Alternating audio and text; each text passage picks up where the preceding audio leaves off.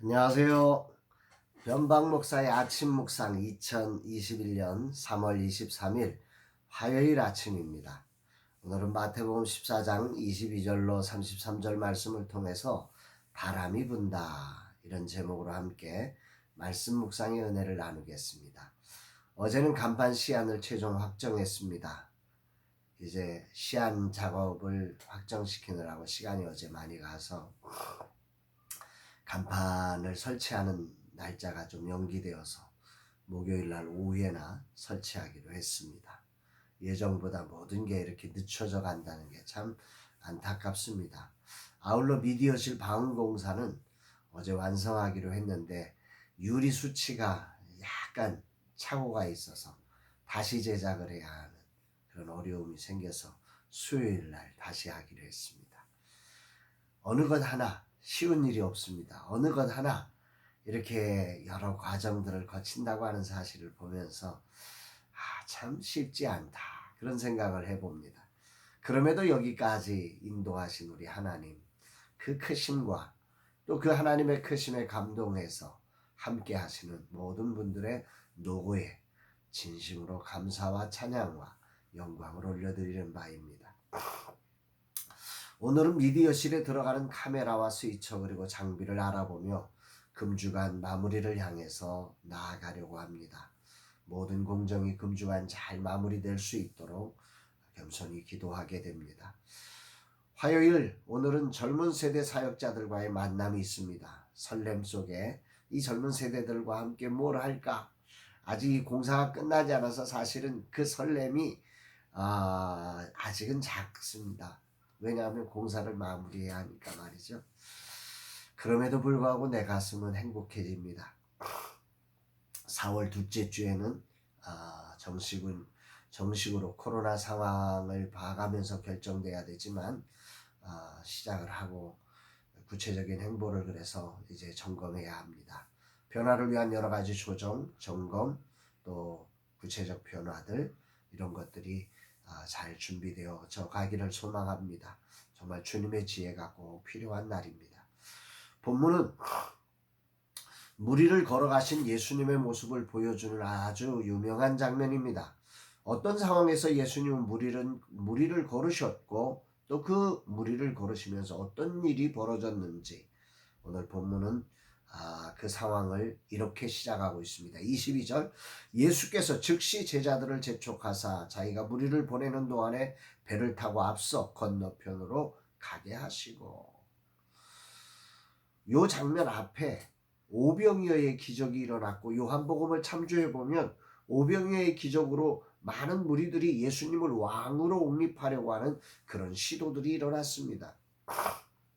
그러자 예수님은 즉시 재촉해서 제자들을 먼저 배를 태워서 바다 건너편으로 보내고 계시는 것입니다. 왜 그러셨을까? 자신을 왕으로 세우려는 무리의 요청에 즉시 제자들을 보내신 이유가 뭘까?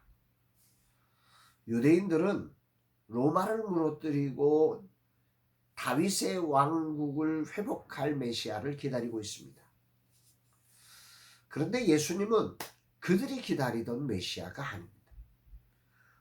십자가의 그 순환을 통해서 죽음을 당하시면서 온 인류의 죄악을 씻으시고 유대인의 메시아가 아니라 온 인류의 구원자로 오신 예수님이셨기 때문에 예수님은 그 무리들의 요청을 받아들일 수가 없었던 것입니다.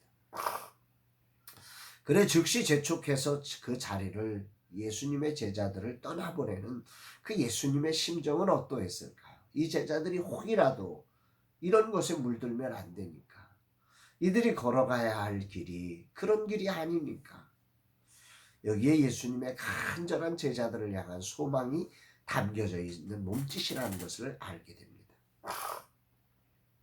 하지만 자식이 부모의 마음을 평생 이해하기 어렵듯 제자가 스승의 마음을 다 이해할 수 없는 거죠. 제자로서 왕으로 옹립하려는 영광의 자리에 머물고 싶은 욕망이 얼마나 많았을까요? 그럼에도 불구하고 재촉하시고 그들을 떠나보내게 하시는 예수님의 말씀에 이들은 순종을 합니다. 사실 이들은 아침에 배 타고 여기를 왔거든요. 저녁에 또 배 타고 가야 되는 거예요. 하루에 2번이나 배를 타야 되는 거예요. 쫓겨나서가 아니에요. 정말 하나님의 사명 때문에 이렇게 순종하고 있는 제자들이죠. 예수님은 그러면 무리를 보내시고 제자들을 보낸 후에 어떻게 하시는가? 23절에 보니까 이렇습니다. 무리를 보내신 후에 기도하러 따로 산에 올라가시니라. 저물매 거기 혼자 계시더니, 긴 사역을 마치고 저물렀을 때 무리들과 그 막 안 가려는 예수님을 왕으로 모시려는 사람들과 막 그들을 쫓아보내시는 예수님의 이 실강의 장면을 한번 생각해 보십시오.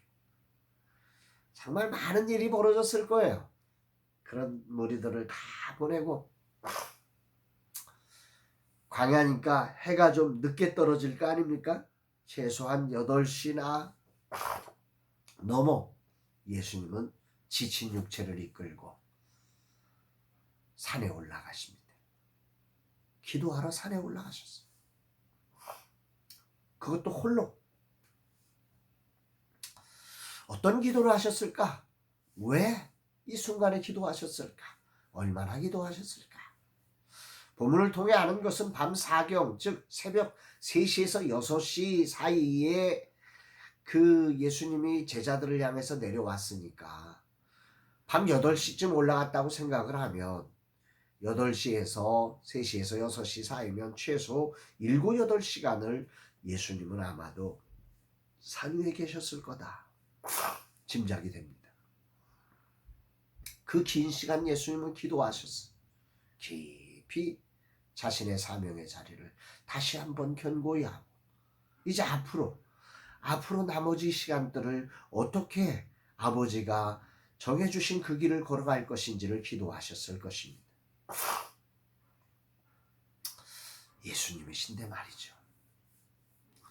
유혹의 자리를 깊은 기도의 자리로 만들어 가시며 이 자리를 제자교육의 자리로 만드신 예수님의 모습을 찬양합니다.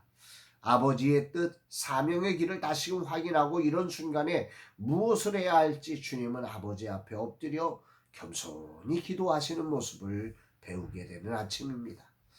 예수님께서 기도하신 동안 제자들은 엄청난 고난을 당하고 있었습니다. 24절 배가 육지에서 술이나 떠나서 바람이 거스림으로 물결로 말미암아 고난을 당하더라. 바람이 거슬려 불었습니다. 맞바람이 친 것입니다. 배를 놓저 가는 데에 맞바람은 정말 힘겨운 바람이지요. 그리고 풍랑이 거세어서 이 파도가 치고 정말로 위기를 경험했던 것이요. 순종해서 가는데 왜 이런 풍랑이 부는지 제자들은 무척 당황했을 것입니다. 그러나 워낙 바람이 세서 당황할 사이도 없이 제자들은 파도와 싸우느라고 고생하고 있습니다. 거의 8시간, 10시간가량을 그렇게 바다에서 고생하고 있는 거죠. 예수님 말씀을 따라 순종했는데 순종의 결과가 뭐야? 참 안타까운 거죠. 그런데 예수님의 말씀을 따른 결과 제자들은 이 풍랑에 휩쓸리면서 사경을 헤매면서 정말로 생각할 겨를조차도 없이 고난을 당하고 있습니다. 인생은 바람이 부는 것입니다. 예측할 수 없는 바람이 순종의 자리에도 불고 불순종의 자리에도 붑니다. 봄에도 불고 여름에도 불고 가을에도 불고 겨울에도 붑니다. 그러나 순종의 사람에게 바람은 아름다운 열매를 보장하지만 불순종의 사람에게 바람은 쓰디쓴 상처를 경험하게 합니다. 지금 라마나의 스페이스 안에도 바람이 불고 있습니다. 재정적으로 매우 조심스러운 상황입니다. 새로움을 향해 나아가야 하는데 재정적 위기를 만나 주춤하고 있습니다. 이런 순간 주님은 그럼에도 순종의 길에 서라고 하십니다. 예수님처럼 기도의 자리에 머무르며 반드시 가야 할 그 길로 갈 것을 명하고 계시는 것입니다. 아멘이지요. 봄바람에 꽃이 피고 여름바람에 열매가 맺힙니다. 가을바람에 낙엽 떨어지고 겨울바람에 병충해 사라집니다. 바람은 있습니다. 중요한 것은 바람이 아니라 자신의 자리를 지켜가는 것이죠. 바람이 있다고 피해가고 도망가는 게 아닙니다. 라마나의 스페이스알은 젊은 세대 사역자들을 세우는 일에 나가야 합니다. 아울러 작은 교회 사역자들을 세우는 일에 헌신해야 합니다. 많은 부담이 있고 바람이 불 것입니다. 아니, 불고 있지만 우리는 이 길을 갈 것입니다. 순종으로 말입니다. 그러나 우리의 힘만으로 되지 않기에 기도의 자리에 머물며 이 길을 갈 것입니다. 아멘입니다. 놀라운 것은 예수님께서 이들을 보시고 아신다는 거지요. 마가복음 6장 48절에 보면 바람이 거스림으로 제자들이 힘겹게 노젓는 것을 보시고 밤 사경쯤에 바다 위로 걸어서 그들에게 오사 지나가려고 하시네. 마가는 이 장면을 묘사하면서 주님은 기도하시면서 제자들이 밤 사경에 힘겹게 노젓는 것을 보셨다 말씀하고 계십니다. 아셨다는 거죠. 이게 우리의 믿고 고백하는 예수님이십니다. 주님은 비록 산에 홀로 기도하고 계시지만 아버지 앞에 엎드려 사명을 확인하고 계시지만 동시에 그 제자들이 어떻게 순종의 삶을 살고 있는지를 보시며 아시고 그들을 붙잡아 주시기 위해 물 위를 걸어서라도 늦지 않게 오시는 분이시라는 거죠. 아멘입니다. 주님은 지각하지 않으십니다. 제자들은 물 위로 걷는 예수님을 한 번도 본 적이 없기에 유령이라 놀라지만 예수님은 그들을 향해 외치시죠. 안심하라. 나니 두려워하지 말라. 베드로가 용감하게 나도 걷게 해달라고 도전하고 물 위를 걷다가 바람을 보고 실패하지만 그는 걸었습니다. 주님은 그를 붙잡으시며 믿음이 작은 자여 왜 의심하였느냐 물으십니다. 늘 바람이 문제다. 오늘도 바람은 불 것입니다. 바람이 부는 날 나는 이 바람을 어떻게 맞이할 것인가? 의심하여 바다에 빠지는 바람이 되게 할까? 믿음으로 이 바람을 통해 주님을 깊이 경험하는 바람이 되게 할까? 앞으로 젊은 세대 사역자를 세우며 교육대안을 만들어가는 일에 바람은 거세게 불 것입니다. 순종의 자리에도 바람은 거세게 불고, 아니 순종의 자리이기에 더 바람이 불 것입니다. 그럼에도 이곳에는 주님의 시선이 머물고 있고 주님의 기적이 일어나는 곳임을 확신하며 바람을 보지 않고 주님 주신 사명과 믿음의 주이신 주님을 보며 오늘도 저는 이 길을 걸어가려고 합니다. 주님 받아주시옵소서. 붙잡아 주옵소서. 바람이 불게 하셔서 감사합니다. 이 바람에 주님을 더 깊이 경험하게 하시고 주님의 사명만을 품고 나가게 하옵소서 고백하게 됩니다. 사랑하는 여러분, 오늘 여러분들에게도 바람은 불고 계시죠. 그 바람을 여러분들은 어떻게 해석하고 계십니까? 믿음으로 이 바람을 통해서 주님을 만나게 될 것임을 믿고 바람에 허우적대며 도망갈 생각을 하는 인생이 아니라 정말 바람을 넘어 주님을 보며 믿음으로 사명의 자리를 지켜내는 복된 날 되시기를 주의 이름으로 축복합니다. 사랑합니다, 여러분.